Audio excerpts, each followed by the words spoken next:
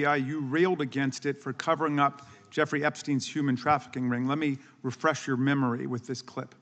Has Epstein's list, they're sitting on it. That doesn't seem like something you should do. You're protecting the world's foremost predator. That seems like an evil thing to do, regardless of who may be embarrassed in the release of that list. Why is the FBI protecting the greatest pederast, the largest scale pederast in human history? Simple, because of who's on that list.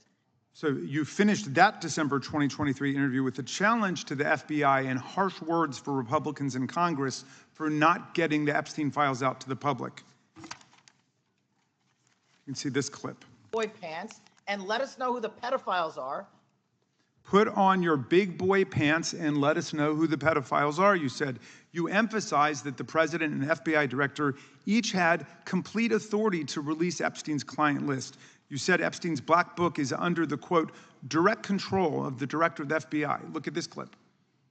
This is way off the topic, but who has Jeffrey Epstein's Black book? black book? FBI. But who? That is, I mean, there's... Oh, that's under direct control of the director of the FBI. All right, so you were sworn in as director more than 200 days ago. Now the black book is under your direct control. So why haven't you released the names of Epstein's co-conspirators in the rape and sex trafficking of young women and girls?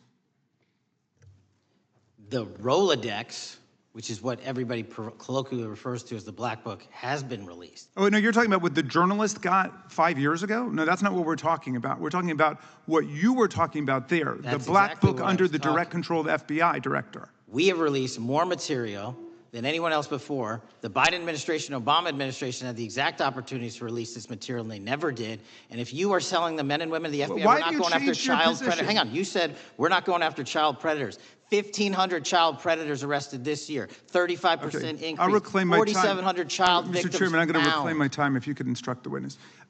Why have you changed your position? There you were saying it's under the direct control of the FBI director and all of it should be released.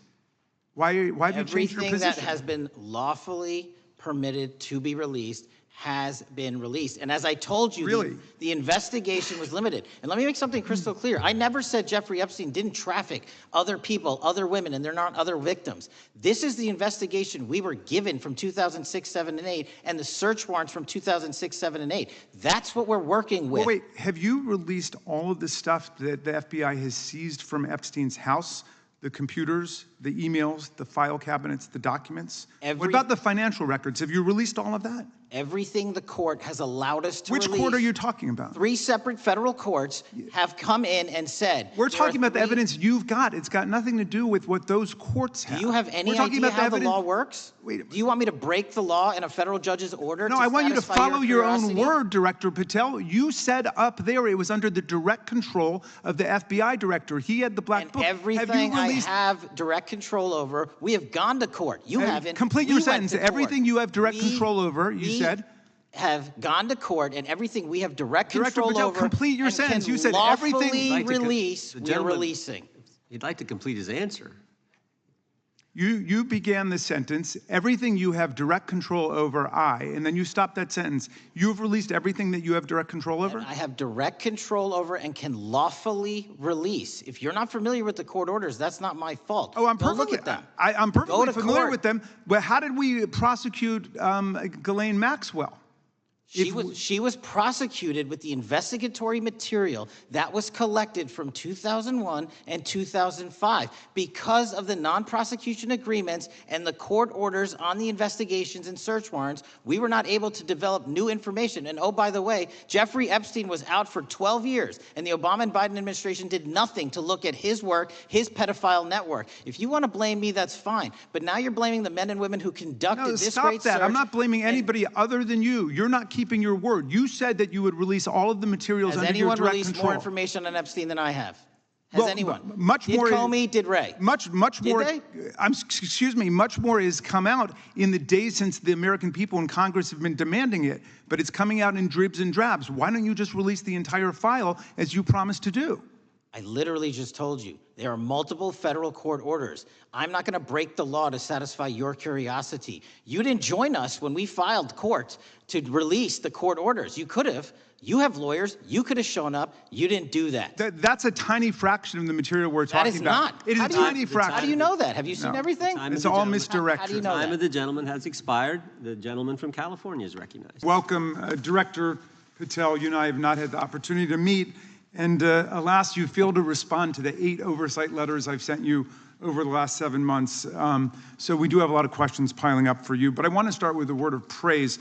The first FBI director was J. Edgar Hoover, who steadfastly refused to hire women, African Americans, and other minorities as agents. And although he was a closeted homosexual who lived in domestic partnership for decades with Clyde Tolson, he also participated in anti-gay crusades.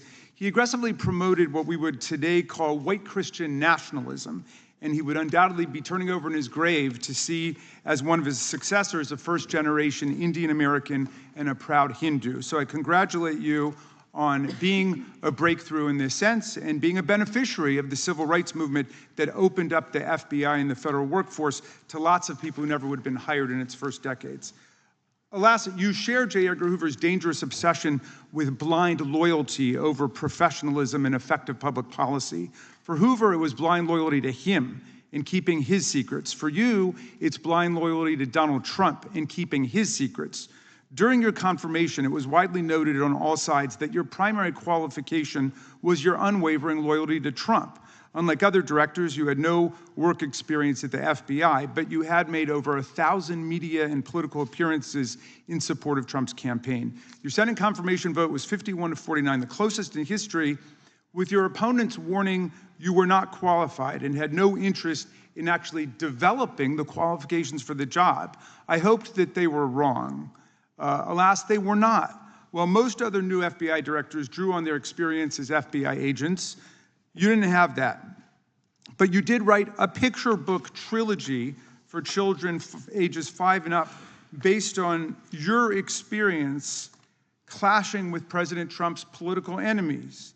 In your book, you describe your literary alter ego, Kash the Knight, as a wacky, easily bored wizard carrying out King Donald's vengeance by driving his enemies out of the kingdom. In the books, King Donald is besieged by the evil Hillary Queentown, but saved in the end by Kash. Then Kash goes on to catch mules who are stealing the 2020 election for the great King Donald from Sleepy Joe. And then in the third book, Kash takes down the dragon of the jalapenos, nicknamed the DOJ. Your supporters had hoped that you would graduate from imagining yourself a romantic fairy tale knight to actually running America's premier federal law enforcement agency. Alas, just as we've learned how dangerous it is to put a science-denying anti-vaxxer in charge of our public health, we've learned how dangerous it is to name as director of the FBI a man who thinks of himself as a fairy tale knight who keeps a fire-breathing dragon named DOJ at home to forcibly drive villains out of the kingdom. When Charlie Kirk was assassinated, while his killer was still on the loose, you decided you didn't need to be at FBI headquarters in Washington to work with your team while the chaotic manhunt unfolded. You spent your evening dining in a swanky Midtown Manhattan restaurant and tweeting out false information that the subject of the shooting was in custody, a statement you had to retract 1 hour later. Your performance was so disturbing that even the MAGA base was alarmed. Culture warrior Christopher Rufo, who just a few months ago sat in your chair as a Republican witness, observed that you performed terribly, and he called for your ouster. The FBI might be able to survive your delusions of grandeur and the explosively volatile temper that was on display yesterday in the Senate, but the intractable problem is that you are running the FBI not as a law enforcement agency charged with keeping the American people safe, but as a political enforcement agency working directly for the president's vengeance campaign. 7 months in, it's impossible to overstate the destruction, chaos, and demoralization you've brought to the FBI and its workforce and the resulting danger your actions have caused to our country. You've been systematically purging the FBI of its most experienced and qualified agents, division leaders, and experts in counterterror, counterintelligence, and cybersecurity, precisely the people who have the expertise you lack and which the FBI and the country need. They've been expelled from the ranks of the Bureau simply because they did their duty investigating crimes, including those committed by the mob that attacked the Capitol on January 6, 2021, and beat the hell out of more than 140 police officers, or simply because you suspected them of being insufficiently loyal to Donald Trump. You illegally sacked Brian Driscoll, the former acting director of the Bureau and a decorated counterterrorism expert who worked at the FBI for nearly 20 years. According to Driscoll, you told him your own job, quote, depended on the removal of agents who worked on the cases against the president, regardless of whether the agents chose to work on those cases or not. You added, quote, the FBI tried to put the president in jail and he hasn't forgotten it. You forced out the leader of the Salt Lake City field office, Mehtab Saeed, just weeks before Charlie Kirk's assassination, depriving the FBI of an experienced counterterrorism expert described by her colleagues as absolutely the best and legendary. She would have led the FBI's manhunt had she not been fired. When Trump decided that rounding up immigrants with no criminal records was more important than preventing crimes like human trafficking of women and girls, drug dealing, terrorism, and fraud, you ordered the 25 largest field offices to divert thousands of agents away from chasing down violent criminals, sex traffickers, fraudsters, and scammers to carry out this immigration crackdown. Director Patel, you treated the men and women at the FBI with disrespect and paranoia. You've assembled a roving band of freelancing henchmen within your office and charged them with conducting unauthorized investigations, targeting and harassing career FBI employees. Amazingly, you forced senior leadership to repeatedly take polygraph tests to prove their political loyalty and pushed out leaders who refused these demeaning exercises. And now we're seeing one very clear reason why you want to build a political FBI. The Epstein files. You want an FBI blindly loyal to Trump and to you as his enforcer so you can continue your cover-up of a massive international sex trafficking ring with more than 1,000 victims, betraying all of the survivors of the sexual violence. Before you got in this job, you called for full release of the Epstein files, telling podcaster Benny Johnson that the only reason the list was not released by DOJ and FBI was, quote, because of who's on that list. Upon your confirmation, you promised that, quote, there will be no cover-ups, no missing documents, no stone left unturned, and anyone from the prior or current Bureau who undermines this will be swiftly pursued. This spring, you ordered hundreds of agents to pore over all the Epstein files, but not to look for more clues about the money network or the network of human traffickers. You pulled these agents from their regular counterterrorism or drug trafficking duties to work around the clock, some of them sleeping at their desks, to conduct a frantic search to make sure Donald Trump's name and image were flagged and redacted wherever they appeared, whether an email, a text, a letter, an interview, a photograph, or a video.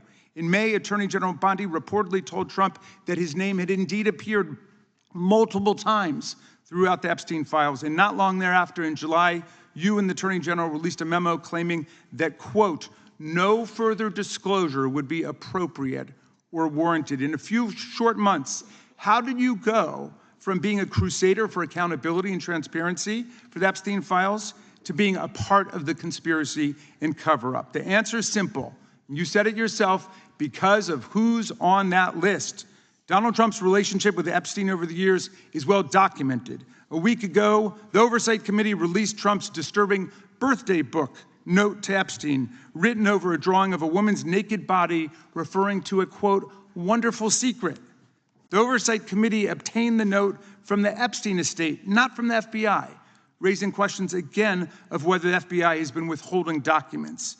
While you're unleashing the FBI to cater to Trump's desire to shut down the Epstein inquiry, the first 9 months of the Trump presidency have seen a spate of political violence and domestic terror events. We saw deadly attacks on political figures on both the left and the right, the brutal assassination of Minnesota Democratic House Speaker Melissa Hortman and her husband, and the attempted murder of Democratic State Senator John Hoffman and his wife, who miraculously survived a combined 17 gunshots.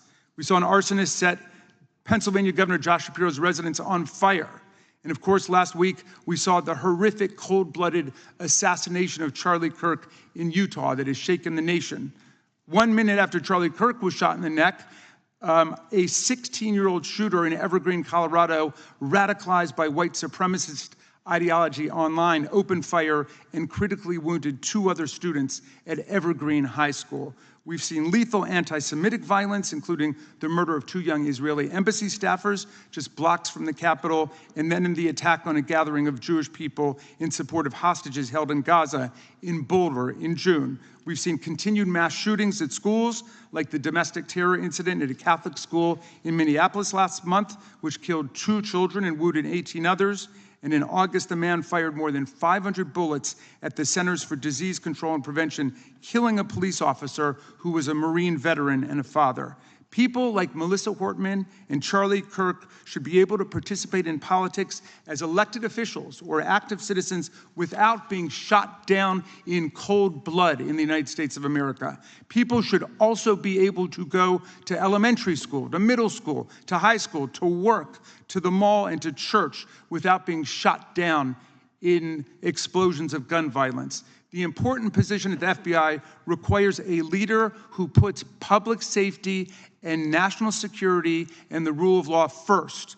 I'm afraid, Director Patel, you've given us reason to believe you've used the powers of the FBI to serve Donald Trump and his agenda of partisan retribution. You've broken your promise not to do that. You've betrayed Jeffrey Epstein's victims and survivors. You've turned your back on the career law enforcement officers of the FBI, and as a result, you've left all of us less safe than before. Mr. Chairman, I yield back.